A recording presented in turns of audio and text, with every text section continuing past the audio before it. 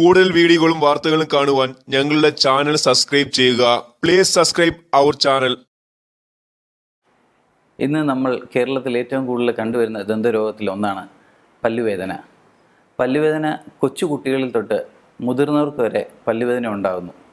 ഈ പല്ലുവേദന അനുഭവപ്പെടുമ്പോൾ നമ്മൾ ആദ്യമായി ഓടിച്ചെല്ലുന്നത് ഒരു ദന്ത ഡോക്ടറിലേക്കാണ്. ഇന്ന് പക്ഷേ ആ സമ്പ്രദായം മാറിക്കൊണ്ട് സ്വയം ചികിത്സയിലോട്ടാണ് മിക്കവരും എത്തിച്ചേരുന്നത്.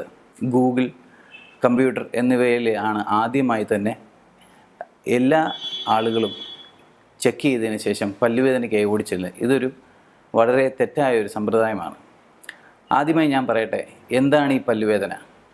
നമ്മുടെ പല്ലിൽ 3 ഘടകങ്ങളാണ് ആദ്യമായി കാണുന്നത്. ആദ്യം പല്ലിൻ്റെ ഏറ്റവും ഔട്ടർ ലെയറായ ഇനാമൽ, അത് കഴിഞ്ഞാൽ ഡെൻറ്റിൻ, അത് കഴിഞ്ഞതിൻ്റെ ഉള്ളിൽ പൾപ്പ് അല്ലെങ്കിൽ രക്തസമ്മർദ്ദമുള്ള ഒരു ചേംബറാണ് ഈ പൾപ്പ് എന്ന് പറഞ്ഞത്. പല്ലുവേദന എങ്ങനെയാണ് നമ്മൾ ആദ്യമായിട്ട് അനുഭവപ്പെടുന്നതെന്ന് പറഞ്ഞാൽ ഒരു പുളിപ്പായിട്ടാണ് നമ്മൾ എല്ലാവരും അനുഭവപ്പെടുന്നത്. അപ്പോഴും നമ്മൾ ആരും ശ്രദ്ധിക്കാത്തൊരു കാര്യം, ഈ പുളിപ്പിന് വേണ്ടിയുള്ള പേസ്റ്റുകളും അല്ലെങ്കിൽ ചെറിയ ചെറിയ മരുന്നുകളും മാത്രം നമ്മളെടുത്ത് ഉപയോഗിക്കുന്നു. എന്നാൽ ഈ പുളിപ്പ് ക്രമീണമായിട്ട് കൂടുതലായി അപ്പോൾ അത് വലിയൊരു കേടിലേക്ക് പോവുകയാണെന്നുള്ള അർത്ഥം നമ്മൾ ആരും മനസ്സിലാക്കുന്നില്ല. പല്ലുവേദന വരുമ്പോൾ രാത്രിയിൽ നമുക്ക് ഉറങ്ങാൻ പറ്റാത്ത വേദന വരുന്നു. അതേപോലെ തന്നെ പല്ലുവേദന വെച്ച് കൂടിക്കഴിഞ്ഞാൽ അതിൻ്റെ ഉള്ളിലുള്ള ഇൻഫെക്ഷൻ കൂടി പല്ലിൻ്റെ വേരുകളിൽ ചെന്ന് അത് സിസ്റ്റായി അല്ലെങ്കിൽ ആപ്സസായി മാറുന്നു. ആപ്സസ് എന്ന് ഉദ്ദേശിക്കുന്നത് വലിയ നീര് വേദനയും അനുഭവപ്പെടുന്നു. ഇത് നമ്മൾ എന്തുകൊണ്ട് ആണ് ഇതിങ്ങനെ ഉണ്ടാകുന്നത്? പല്ലിൻ്റെ ഉള്ളിലുള്ള കേട് താഴോട്ടിറങ്ങി പൾപ്പ് ചേമ്പറിലെത്തി അത് ഇൻഫെക്ഷനായി വർഷങ്ങളോളം അത് ഇരുന്ന് ആ ബാക്ടീരിയയെ കോളനൈസ് ചെയ്ത് കഴിയുമ്പോൾ നിങ്ങൾക്ക് ആ ഇൻഫെക്ഷൻ കൂടി അത് ബുദ്ധിമുട്ടിലേക്ക് എത്തുന്ന ഒരവസ്ഥയാണ് ഈ പറഞ്ഞ ആപ്സസ്. ഇത് ഒഴിവാക്കാനായിട്ടുള്ള ഏറ്റവും എളുപ്പമാർഗം എന്തെന്ന് വെച്ചാൽ, പല്ലിന് പുളിപ്പോ വേദനയോ തുടങ്ങുന്ന സമയത്ത് തന്നെ ഫില്ലിങ്ങും അല്ലെങ്കിൽ അതിനുള്ള ദന്തപരിചരണം നേടുകയാണെങ്കിൽ ഏറ്റവും ഫലപ്രദമായ രീതിയിൽ നിങ്ങളുടെ പല്ലുകളെ നിങ്ങൾക്ക് സംരക്ഷിക്കാവുന്നതാണ്. കൊച്ചുകുട്ടികളിൽ നമ്മൾ ഏറ്റവും കൂടുതൽ കാണുന്നത് അവരുടെ ദന്തക്ഷയം വരുന്നതും അല്ലെ പല്ലിന് കേടുവരുന്നതും കാരണമാകുന്നത് അവർ ഉപയോഗിക്കുന്ന സോഫ്റ്റ് ഡ്രിങ്ക്സ്, ചോക്ലേറ്റ്സ് അല്ലെങ്കിൽ അതേപോലുള്ള ജങ്ക് ഫുഡ്സിലൂടെയാണ് കൊച്ചുകുട്ടികൾക്ക് കൂടുതലും കേടുകൾ സംഭവിക്കുന്നത്. മുതിർന്നവർക്കാകട്ടെ അവരുടെ ദുശീലങ്ങളിൽ നിന്നാണ് കൂടുതലായി പല്ല് വേദനയും അല്ലെങ്കിൽ പല്ലിനുള്ള കേടും സംഭവിച്ചു വരുന്നത്. പല്ലുവേദന വരുമ്പോൾ നമ്മൾ പ്രത്യേകം ശ്രദ്ധിക്കേണ്ട ഒരു കാര്യം, ചെറിയ തോതിലാണെങ്കിൽ അത് പല്ലിനെ അടച്ചെടുത്ത് നമുക്കതിനെ ഭദ്രമാക്കി കഴിഞ്ഞാൽ അത് വളരെ സുഗമമായി തീരും. ഇല്ലെങ്കിൽ ഈ പല്ലുവേദന കൂടിക്കഴിഞ്ഞാൽ ഇത് പല്ല് റൂട്ട് കനാൽ എന്ന സംവിധാനത്തിലേക്ക് പോകും. ഇല്ലെങ്കിൽ അത് പല്ല് എടുത്തു കളയേണ്ട ഒരവസ്ഥയിലോട്ട് വരെ ഈ പല്ല് വേദന നമ്മളെ കൊണ്ടെത്തിക്കുന്നു. ഇതാണ് പല്ലിൻ്റെ ഘടന. ഈ പല്ലിൻ്റെ ഘടനയിൽ ആദ്യമായി കാണുന്നതാണ് ഏറ്റവും ടോപ്പ് ലെയറാണ് ഇനാമൽ. അതിൻ്റെ ഉള്ളിലെ ലെയറാണ് ഡെൻറ്റീനിന് ശേഷം കാണുന്നതാണ് പൾപ്പ് ചേംബർ. ഇതിലാണ് രക്തക്കുഴലുകളും നെർവ് എൻഡിങ്സും എല്ലാം തന്നെ ഉള്ളത്. ഈ പല്ല് നമ്മൾ എവിടെയാണ് ഇരിക്കുന്നത്? പല്ലിരിക്കുന്നത് എല്ലിൻ്റെ ഉള്ളിലേക്കാണ്. ഇതിൻ്റെ അകത്ത് വരുന്നതാണ് ബോൺ. ഈ ബോണിലേക്കാണ്, നമ്മുടെ ബോണി സോക്കറ്റിലേക്കാണ് പല്ലുകൾ വന്ന് ചേർന്നിരിക്കുന്നത്. ആ ബോണി സോക്കറ്റിൻ്റെ മേളിലൂടെയാണ് കയറി വരുന്നത് ജിഞ്ചൈവ. ഈ ഘടകങ്ങളാണ് നമ്മുടെ പല്ലിനെയായിട്ട് സംബന്ധമായിട്ടുള്ള കാര്യങ്ങൾ. എന്താണ് പല്ല് കേട്?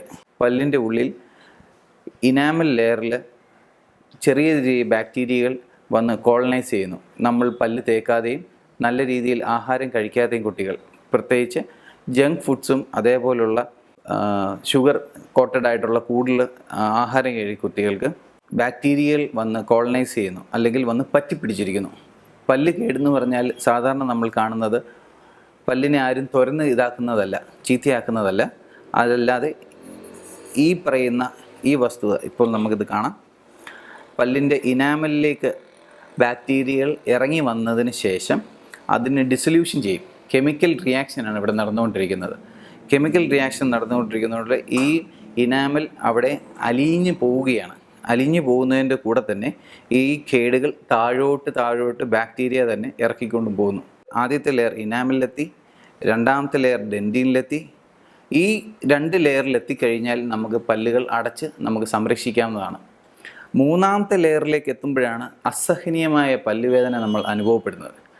ആ വേദനയ്ക്ക് മുന്നോടിയായി തന്നെ നമ്മൾ കണ്ടുവരുന്നത് പുളിപ്പ്. അല്ലെങ്കിൽ ചെറിയ തോതിലുള്ള തലവേദന, ഈ സമയങ്ങളിൽ തന്നെ പല്ലുകൾ അടച്ച് എടുക്കാവുന്ന ഒരു സമ്പ്രദായമുണ്ട്. അത് ചെയ്യുകയാണെങ്കിൽ വലിയ വേദനയിൽ നിന്ന് നമുക്ക് ഈ ദന്ത സംരക്ഷണം ചെയ്യാവുന്നതാണ്. മൂന്നാമത്തെ ലെയറാണ് പൾപ്പ്. ഞാൻ പറഞ്ഞു ബ്ലഡ് വെസൽസും നെർവ് എൻഡിങ്സും ഉള്ള ഉള്ളിലുള്ള ആ ചേംബറാണ്. ആ ചേംബറിലേക്ക് നമ്മുടെ ഈ കേടുകൾ എത്തിക്കഴിഞ്ഞാൽ അസഹനീയമായ വേദന വരുന്നു. അതിനെ നമ്മൾ പിന്നെ റൂട്ട് കനാൽ അല്ലെങ്കിൽ ഒട്ടും ബുദ്ധിമുട്ടുള്ള പല്ലാണെങ്കിൽ, റൂട്ട് കനാലും ചെയ്യാൻ പറ്റാത്ത പല്ലാണെങ്കിൽ അവയെ നമ്മൾ നീക്കം ചെയ്യേണ്ടതാണ്.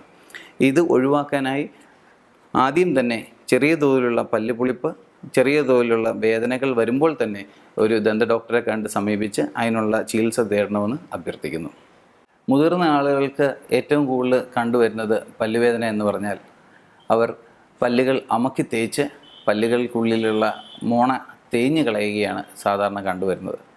പല്ലുവേദന വരുമ്പോൾ തന്നെ ഈ പറഞ്ഞ പോലെ വീണ്ടും അമിതമായി ശക്തിക്ക് ബ്രഷ് ചെയ്യുന്നു.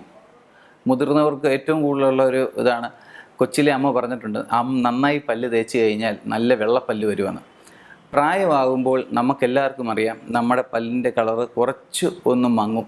അത് ഉള്ളിൽ നിന്നുള്ള ഡെൻറ്റീൻ്റെ ഒരു പ്രക്രിയയാണ്. അത് ചെറിയ തോതിൽ മഞ്ഞിപ്പ് വന്നാൽ പോലും പേടിക്കരുത്. അത് അമക്കി തേച്ച് ആ പല്ലിനെ ഇല്ലാതാക്കരുത്. പല്ലുവേദന വരുമ്പോൾ നമ്മൾ മിക്കവരും ആദ്യമായി അനുഭവപ്പെടുന്ന ഒരു ബുദ്ധിമുട്ട് എന്താണെന്ന് വെച്ചാൽ സഹിക്കാൻ പറ്റാത്ത തലവേദന. മിക്കവരും പോയി ന്യൂറോ സർജനെയും ENTയെയും പോയി കാണുന്നു. തലവേദനയ്ക്ക് വേണ്ടി മൈഗ്രെയിൻ പോലുള്ള ഒരു അവസ്ഥയിലേക്ക് പോയി അവർ അത് ചികിത്സ തേടുന്നു. വീണ്ടും അവിടെ നിന്നാണ് പിന്നെ നമുക്ക് റെഫർ ചെയ്ത് സാധാരണ ഒരു ഡെൻ്റൽ ഡോക്ടറിൻ്റെ അടുത്തേക്ക് വരുന്നത്. തലവേദനയ്ക്കായുള്ള മരുന്നുകൾ മേടിക്കുമ്പോൾ പ്രത്യേകം ശ്രദ്ധിക്കുക.